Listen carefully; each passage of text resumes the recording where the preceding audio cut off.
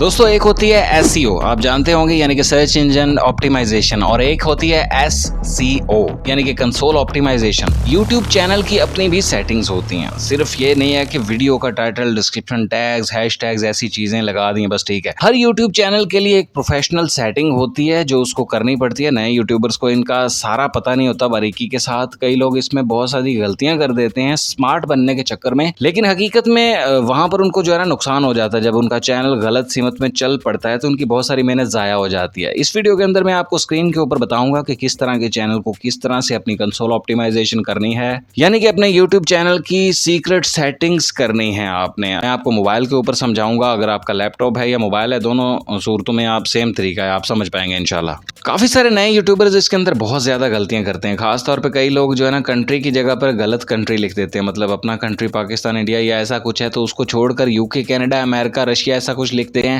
ताकि वहां से ऑडियंस आए, वहां से व्यूज आए, जबकि ऐसा कुछ नहीं होता। इसी तरह कई लोग चैनल कीवर्ड्स के बारे में भी सही राज नहीं जानते कि अपने टॉपिक के अकॉर्डिंग चैनल कीवर्ड्स कैसे डालने चाहिए ताकि अपने चैनल को फायदा हो, वो रैंकिंग में आए, वो सही ऑडियंस के पास आपकी वीडियो लेकर जाए। लेकिन कई लोग वहां पर ऐसे भर भर के कीवर्ड्स डाल देते हैं गलत तरीके से, और हैशटैग्स वगैरह भी डाल देते हैं कि चैनल जो है ना स्पैम कंसिडर करता है, यानी कि यूट्यूब एल्गोरिदम उस चैनल को सीरियसली लेता ही नहीं है, उसको स्पैम समझ लेता है। देखिए, जहां भी आप यूट्यूब के अंदर खास तौर पे मिले जुले कीवर्ड्स को लगाएंगे या एक्स्ट्रा कीवर्ड्स को लगाएंगे तो एक्स्ट्रा यानी कि एक्सेसिव कीवर्ड्स पॉलिसी के तहत आपके चैनल को, आपके कंटेंट को स्पैम कंसिडर कर लेगा यूट्यूब एल्गोरिदम, और नए लोगों के सामने आपकी वीडियो को ले जाना या प्रमोट करना जो है ना बंद कर देगा। इसलिए आपको सही कीवर्ड्स डालने हैं, सही तादाद में डालने हैं, टेरिटरी कैसे सिलेक्ट करनी है, वीडियो लैंग्वेज कैसे सिलेक्ट करनी है, एसईओ लैंग्वेज क्या सिलेक्ट करनी है, आपके चैनल की कैटेगरी कौन सी होनी चाहिए, और कुछ सीक्रेट सेटिंग्स जो आपके यूट्यूब की चैनल के लिए, हेल्थ के लिए, उसके फंक्शंस के लिए, उसके फीचर्स के लिए, उसकी एलिजिबिलिटी के लिए, उसके रिकग्निशन के लिए, उसकी आइडेंटिटी के लिए, उसकी ब्रांडिंग के लिए, यानी कि उसकी एंगेजमेंट और ग्रोथ के लिए बहुत जरूरी है। वही सेटिंग मैं आपको स्क्रीन के ऊपर बताने लगा हूं, आपने देखनी जरूर है। अगर आपने पहले से भी कर रखी है और अगर आपको लगता है कि आप अपने चैनल के ऊपर सारी सेटिंग करके बैठे हैं, आपको तो सब पता है, तो भी इस वीडियो को जरूर देख लेना। कंफर्म हो जाएगा कि आपने जो कर रखी है वो बिल्कुल दुरुस्त है या फिर उनमें कोई गलती है। मुमकिन है मैं जो अपडेट सेटिंग बताऊंगा आपकी की हुई पुरानी सेटिंग से चेंज हो सकता है आपको पता चले कि आपने कुछ गलती कर रखी है जो आप अभी दुरुस्त कर पाएंगे।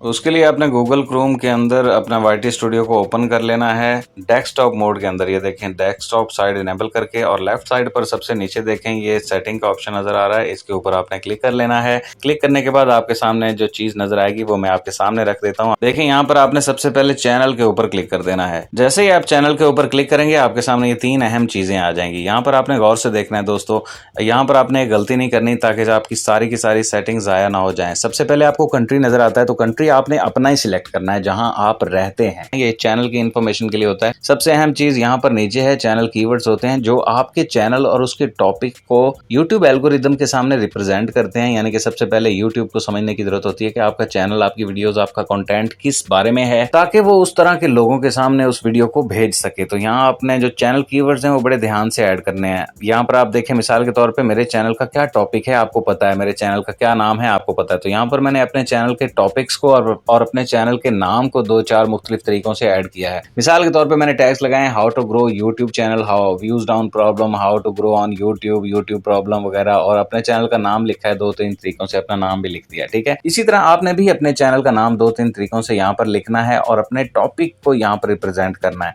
जरूरी नहीं है कि कीवर्ड्स आप जो है ना ज्यादा लगाएं, आप 5-7 भी लगा सकते हैं और 10-15 भी लगा सकते हैं जैसे मैंने यहाँ पर लगा रखे हैं। इसी तरह आपने अपने चैनल को यहाँ पर रिप्रेजेंट करना है। देखें सारे कीवर्ड्स आपने इसी तरह अलग अलग लिख कर ऐड करने हैं और इनके साथ कोई हैशटैग वगैरह नहीं लगाने। और बड़े बड़े चैनल्स के बहुत ज्यादा हैंडल्स, किसी बड़े चैनल का नाम यहाँ पर 1-2 चैनल्स का नाम ऐड कर सकते हैं। मिसाल के तौर पे मैं यहाँ पर क्लिक कर लेता हूँ और मैं यहाँ पर लिख देता हूँ मनोज दे। अब मैं सिर्फ चैनल का नाम लिखूंगा, देखें स्पेस देकर मैंने कोई हैंडल नहीं लिखा और ये ओके कर दूंगा तो ये देखें चैनल कीवर्ड लग चुका है जहां की ऑडियंस आपकी ऑडियंस से मैच करती है। ठीक है, इसमें कोई हर्ज नहीं है, और अगर आप ना भी लिखें तो कोई मसला नहीं है, लेकिन इससे फायदा होता है इसलिए मैं आपको सजेस्ट कर रहा हूं। दूसरे नंबर पर आपने एडवांस सेटिंग के ऊपर क्लिक कर देना है।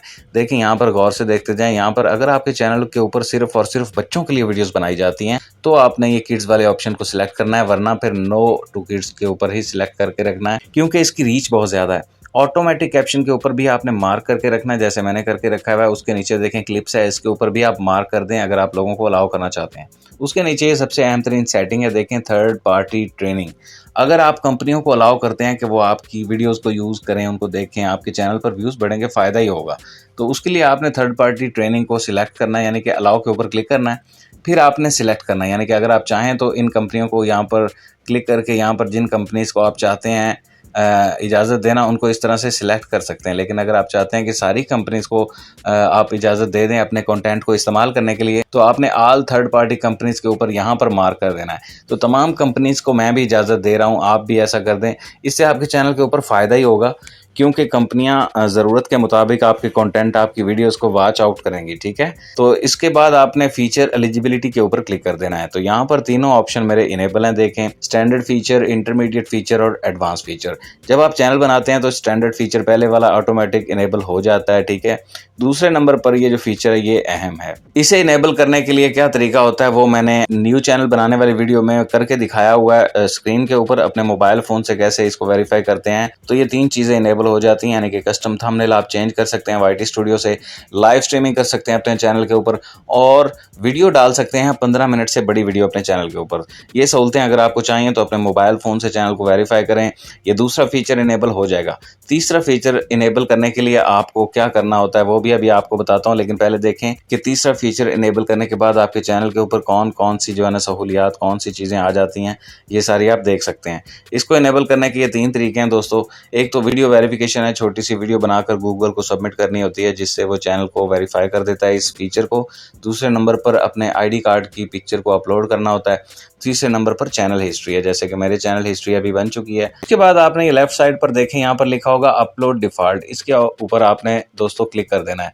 अब यहाँ पर आपने गौर से देखना है, आपके चैनल के बहुत जो है ना बहुत फ़ायदे की चीज़ यहाँ पर आपको बताई जा रही है आपके चैनल के हवाले से। देखें यहाँ पर बेसिक इन्फो के नीचे आपके सामने टाइटल और डिस्क्रिप्शन लिखने का जो ऑप्शन है, यहाँ पर अगर आप कोई टाइटल, डिस्क्रिप्शन और टैग्स ऐड कर देंगे तो वो आपकी हर नई आने वाली वीडियो में ऑटोमेटिक पहले से ही वो टाइटल और डिस्क्रिप्शन और टैग्स लिखे पड़े होंगे। जैसे यहाँ पर मैंने कोई टाइटल नहीं डाला क्योंकि मुझे हर बार तब्दील करना पड़ता है, लेकिन ये डिस्क्रिप्शन के अंदर कुछ लिंक्स वगैरह ऐड कर रखे हैं, ये डाल रखे हैं, ये हर वीडियो में खुद ही लग जाते हैं।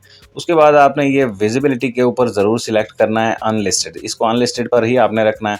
और चौथे नंबर पर ये टैग्स का ऑप्शन है, अगर आपको लगता है कि कोई एक टैग आप हर वीडियो में यूज़ करने वाले हैं तो वो आप यहाँ पर ऐड कर दें, जैसे मैंने ये ऐड कर रखा है। अब आपने एडवांस सेटिंग के ऊपर क्लिक कर देना है। यहाँ पर आपने गौर से देखना है दोस्तों, बहुत अहम चीज़ें हैं यहाँ पर आपने सबसे पहले तो नीचे देखें वीडियो लैंग्वेज लिखा होगा, इस वीडियो लैंग्वेज को सिलेक्ट करके आपने अपनी वीडियो की लैंग्वेज ही सिलेक्ट करनी है। मतलब यहाँ पर बिल्कुल आपने ऑडियंस की लैंग्वेज नहीं सिलेक्ट करनी, जिस लैंग्वेज में आपकी वीडियो होती है, यानी कि मेरी उर्दू में होती है तो मैंने उर्दू कर रखी है।